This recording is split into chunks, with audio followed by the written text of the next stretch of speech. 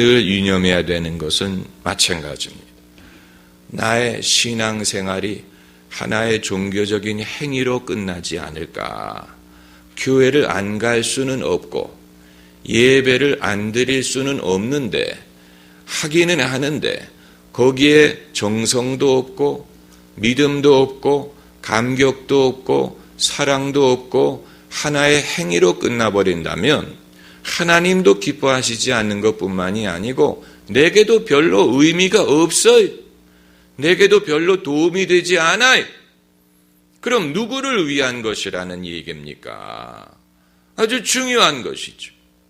저는 유럽이 왜 1500년의 기독교 문명을 자랑하면서 이제는 주일날 주일 예배 참석하는 인구의 2%, 1%밖에 안 되는 나라들이 있을까? 북유럽의 스칸디나비아 같은 나라는 여러분 노르웨이, 스웨덴, 덴마크, 핀란드 이런 나라들이 복지가 제일 잘 되고 살기 좋은 나라라고 들으셨을지 모르지만 스칸디나비아야말로 하나님을 그들의 공적인 삶에서 배제하는 데 성공했다고 자부하는 국가들이에요. 하나님을 공적인 영역에서 축출했다고 생각하는 나라들입니다. 완전히 포스트 크리스찬, 후기 기독교 국가가 된 것을 그들의 어떤 발전의 증거로 여기는 나라들이에요. 어찌하다가 이렇게 되었느냐? 어떻게 하다가 유럽이 이렇게 하나님을 멀리 떠나게 됐느냐? 기독교의 전통은 자랑하고 웅장한 성당들은 여전히 남아있지만 사람들 마음속에 예수님이 없고 복음이 없고 그들의 마음속에 성령이 역사하지를 않아요. 신앙이 부흥하지를 않고 기도의 불꽃이 일지를 않고 사람들의 심령이 차가워졌어요. 이것이 물질 문명과 반비례한다는 얘기냐? 사람들이 물질 문명이 발달하고 잘 살게 될수록 하나님 없이도 살 수 있다고 생각하기 때문이냐? 그건 아니라고 봅니다. 왜냐하면 북아메리카는 여전히 신앙의 불길이 살아있기 때문에 그렇죠. 신앙의 불길이 여전히 살아있는 국가들이 있습니다. 그러면 무엇이 이유냐? 그 이유는 영적인 데에 있다고 보는 것입니다. 그 말은 오랜 세월 동안 구라파의 그리스도인들에게 교회, 예배, 신앙이란 것은 형식적이고 어떤 경건의 모양은 있으나 경건의 감격, 성령의 감동, 하나님의 은혜, 이 참된 뉘우침, 성령의 감동, 하나님의 역사 이런 것이 없는 형식적인 경건의 모양으로 너무 오랜 세월 동안의 신앙이 유지가 되다 보니까 사람들이 지쳐버린, 사람들이 지루하게 생각한, 교회를 가봐도 별로 얻는 것이 없다, 하나님을 느끼지 못하겠다, 교회 가는 것이 나에게 별로 은혜가 되지 않는다, 그것이 가장 결정적인 이유라고 보는 것이죠.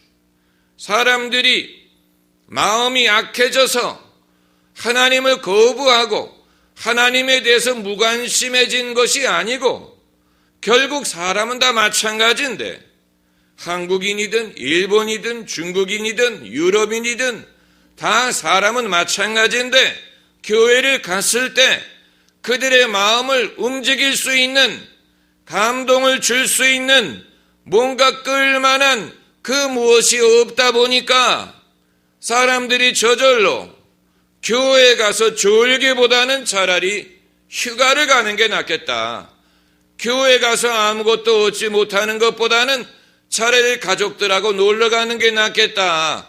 이런 식으로 하다 보니까 교회는 점점 사람들이 줄어들게 되고 사람들의 마음은 신앙을 떠나게 된 것이 아니겠느냐라고 보는 것입니다.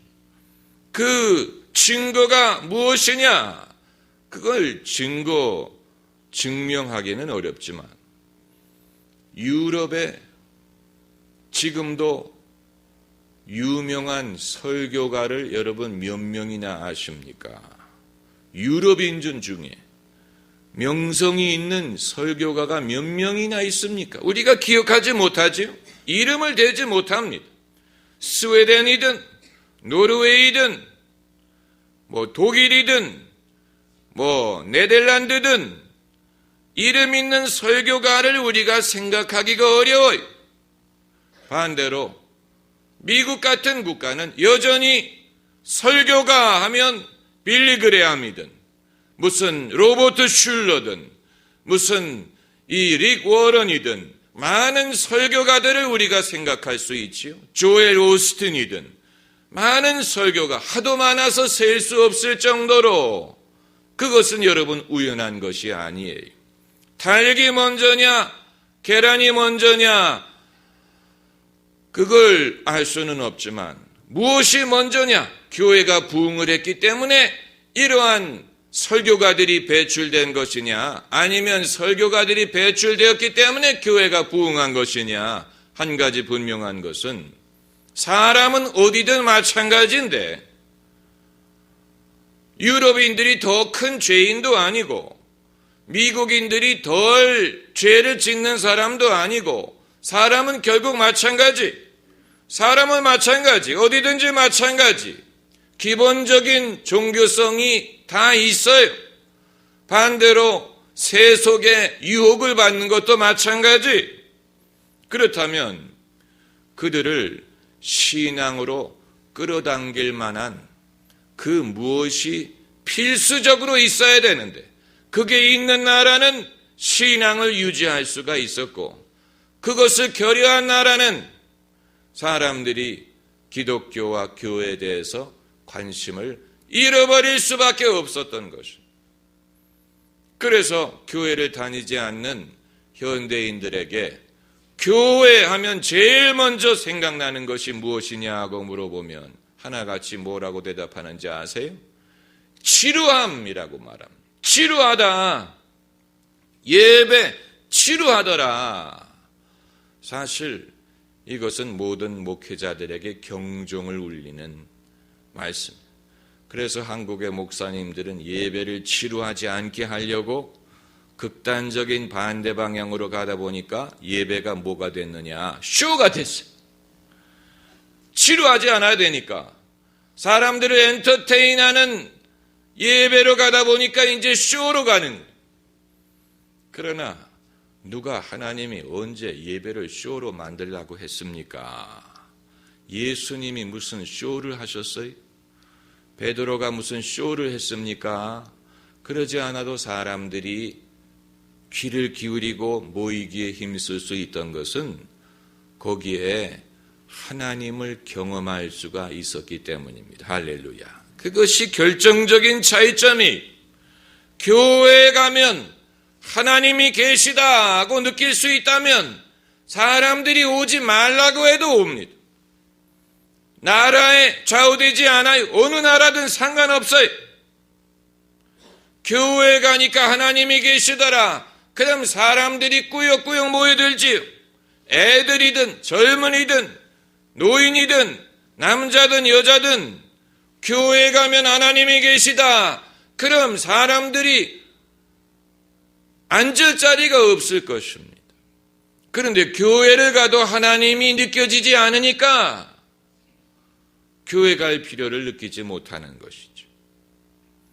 이건 굉장히 단순한 공식인데 그런데 많은 주의 종들이 그것을 생각하지 못하는지 어디에서 이 부흥의 비결이든 교회 성장의 비결을 어디서 찾으려고 하는지 모르겠습니다마는 하나님을 경험할 수만 있다면 사람들은 다시 오게 돼 있고 다시 올 때 혼자 오는 게 아니고 친구를 데리고 오게 돼 있습니다.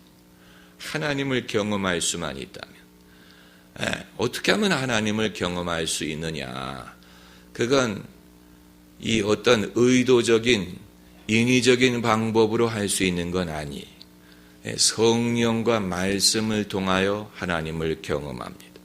성령과 말씀을 대신할 수 있는 것은 아무것도 없고, 우리가 음악도 있고 찬양도 부르고 친교도 하고 여러 가지가 있지만 성령의 감동이 없는 친교, 그것은 그냥 수다 떨고 끝나는 것이 돼버릴 것이고, 성령의 감동이 없는 교회 음악, 그건 그냥 퍼포먼스로 끝나버립니다. 우리가 퍼포먼스를 찾자면 TV에 더 노래 잘하는 사람들 많습니다. TV에 더 유능한 가수들 많습니다. 우리가 그들보다 더 잘할 수 없습니다. 음악적인 퀄리티로 승부할 수 있는 것이 아니고, 교회의 차별성은 거기에 성령의 감동이 있는 것입니다. 그러므로 예배를 인도하든 찬양을 부르든 교회 음악을 하는 사람들은 제일 먼저 무엇보다도 성령께서 이 음악을 통하여 나를 감동하시고 성도들을 감동하여 주셔서 하나님의 임재를 느낄 수 있게 해달라고 기도해야 됩니다. 찬양을 인도하는 사람들의 목적이 무엇이냐? 무엇을 목적으로 이것을 이루면 성공했다라고 볼 수 있는 기준이 어디에 있느냐? 찬양 인도할 때 그 찬양이 성공스러웠는지 아니었는지를 결정하는 기준이 어디 있느냐? 성도들이 하나님의 임재 속에 들어갈 수 있으면 성공한 것이죠. 하나님의 임재 속에 들어가기 위한 것. 노래를 잘 부르기 위한 게 아니에요. 음악을 화려하게 아름답게 연출하기 위한 게 아니에요. 성도들이, 회중이 하나님의 임재를 경험하고 임재 속에 들어가게 하기 위한 것입니다. 그렇게 하면 성공한 것입니다. 성도들이 하나님의 임재 속에 들어가면 저절로 스스로 회개하고 스스로 즐거워하고 치유가 일어나고 회심하고 믿음이 회복되는 역사가 일어납니다. 살리는 것은 영이니 육은 무익하니라고 해서 영적인 사역은 결국은 성령이 하시는 일인데, 사람들이, 우리는 중간에서 성도들이 성령의 역사를 경험하도록 도와주기만 하면 됩니다. 목사가 성령의 역할을 할 수 있는 건 아니. 목사도 성령이 필요해. 목사가 성령을 나눠주는 게 아니에요. 성령은 예수님이 주시는 것입니다. 성령 세례는 예수님이 주시는 것입니다. 사도 이 세례 요한이 한 말처럼 나는 너희에게 물로 세례를 주거니와 내 다음에 오시는 분은 성령과 불로 세례를 주시리라. 예수님이 성령과 불로 세례를 주시리라고 해서 예수님에게 구해야 돼. 예수께서 성령과 불로 세례를 베풀어 주시기를 구해야 됩니다. 바울이 에베소에 갔을 때 제자들을 만나서, 거기서 제자란 말은 이제 믿는 사람들이라는 뜻입니다. 그들에게 뭐라고 물어봤습니까? 너희가 믿은 후에 성령을 받았느냐? 이것은 현대인들에게는 굉장히 애매한 질문일 수 있습니다. 그래서 에베소 성도들의 대답이 많은 현대인들의 대답과 똑같아요. 그들이 뭐라고 대답했냐면 우리는 성령이 있다는 말도 못 들었다. 그러니 성령을 받은 게 아니죠. 성령을 받았느냐 하는 질문에 우리는 성령이 있다는 말도 듣지 못했다. 그래서 그럼 너희는 무슨 세례를 받았느냐? 세례 요한의 세례다. 그러니까 믿음이 있는 것 같은데 아직 불완전한 회심을 한 사람들이, 불완전한 복음을 들은 사람들이, 완전히 회심하지 못한 사람들입니다. 그래서 바울이 그들에게 예수 그리스도의 복음을 전하고 그리고 안수했더니 성령이 그들에게 임함에 그들이 방언도 하고 예언도 하니라. 할렐루야. 이게 정말로 성령의 사역이. 아마 여러분, 바울은 좋겠다. 아니면 그 제자들은 좋겠다. 바울이 안수만 하면 성령이 그렇게 임하니 얼마나 좋으랴. 그건 이 핵심을 놓친 것입니다. 바울에게 능력이 있어서 바울이 안수를 했더니 성령이 임한 게 아니고 그들에게 진정한 회심과 진정한 복음과 그리고 하나님이 우리에게 주시는 선물에 대해서 알리고 그들이 그것을 듣고 그것을 믿었기 때문에 그런 역사가 일어날 수가 있었던 것이지. 바울이 안수의 능력이 있어서 안수에서 성령이 임한 게 아니에요. 만약에 안수의 능력을 의지했다면 그냥 그들을 만나자마자 안수했을 것입니다. 그게 아니잖아요. 대화가 있었죠. 가르침이 있었어요. 깨달음이 있었어요. 믿음이 있었어요. 그리고 안수했더니 성령이 그들에게 임하심에 그들이 방언도 하고 예언도 하니라. 그때 이제 비로소 영적인 역사가 나타날 수가 있게 되는 것입니다. 성령의 역사가 나타난다는 것은 그것이 예수님을 믿는 믿음으로 이어지게 할 수도 있지만 더 바른 순서는 예수님을 믿고 회심을 하면 그 결과로 성령의 선물이 나타납니다. 나를 믿는 자에게는 이런 표적이 따르리라고 했어요. 바른 믿음, 예수 그리스도에 대한 믿음이 있으면 그 결과로서 이런저런 선물, 성령의 선물이 나타나게 되어 있습니다. 그러므로 선물에 대해서 집착하기보다는 바른 회심, 바른 믿음, 예수님에 대한 바른 믿음이 이루어진 상황에서는 자연히 이러한 표적이 따르게 돼 있습니다. 그 염려할 필요 없어요. 많은 사람들이 이것을 건너뛰고 성령의 능력만을 쳐다보는 데 문제가 발생하는. 그렇지 않아요. 요즘에는 기차를 타는 사람들이 별로 없지만, 그리고 기차라 하더라도 이 동력이 모든 이 열차에 전달이 되죠. 전기를 통해서. 그러나 옛날에 칙칙폭폭 증기기관차를 생각을 해보시면 증기기관차는 맨 앞에 이 기관차가 있죠. 그게 이제 칙칙폭폭 석탄을 떼어가지고 동력을 제공하는 기관차가 있고, 그리고 그 다음에 객차가 있어요. 그 뒤에 사람이 찬 객차가 이렇게 연결이 되어 있는 것입니다. 사람의 신앙도 마찬가지. 제일 먼저 무슨 경험이라든가 신령한 은사라든가 이런 것이 있는 게 아니고 제일 앞서가는 것은 하나님의 말씀, 복음의 말씀, 말씀을 쫓아가야 돼. 말씀에서 믿음이 생겨요. 제일 앞에 믿음이라는 기관차가 있고, 말씀이라는 기관차가 있고, 그 뒤에 믿음이 따라가야 돼.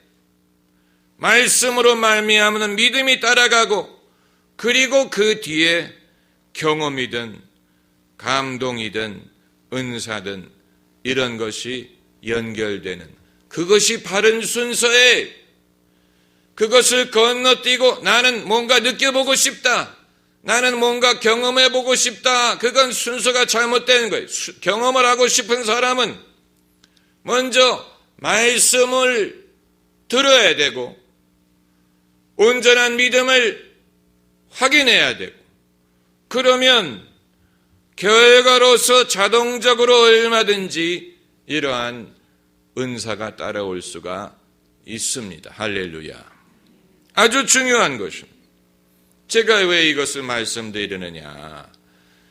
21세기에 다시 필요한 신앙 회복과 부흥이 바로 이러한 방법으로 올 수밖에 없습니다.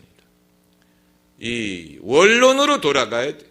원래 방식으로 돌아가야 돼. 이것이 대한민국이든 일본이든 유럽이든 어느 나라든 과거에 그들이 기독교 전통이 있든 없든 상관없어요. 과거 일은 과거 일이 보라 내가 새 일을 행하노라 하고 말씀하셨어요.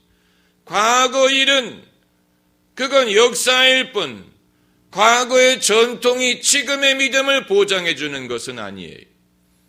과거 무슨 노트르담 성당을 짓든 무슨 쾌른 성당을 짓든 그건 과거의 믿음의 선조들의 한 일이고 그것이 지금 세대의 믿음을 보장해 주는 것은 아니에요.